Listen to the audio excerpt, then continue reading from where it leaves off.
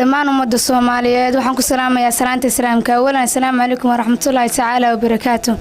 bacda salaam anigu magacaygu yahay Xabsan Maxamed Cabdi oo ka soconaysa fasalka sagaalaad ee macadka Imaam Shaafici waxaan halkan ku qoranahay daaburkii toddobaadlaha ay soo socday asbuucyadan waxaan doonayaa halkan inaan ka akhriyo nashiido dhageysi wacan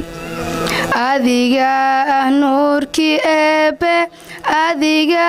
ifiyay konkan rabbi waa koryeelay qadarka yaa imaam al-anbiyaa'i dadka oo idil dhammaantood adiga gaarsiiyay diinta adiga nuurki eebe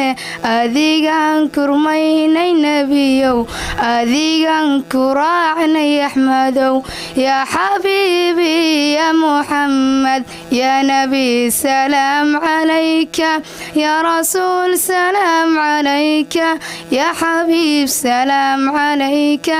صلوات الله عليك الله ربي ورحمن adiga abuuray konkan adiga u qaybshay quudke naga yeel mukhtaar safkiisa naga yeel kuwii adeecay amarkiisa sax u qaatay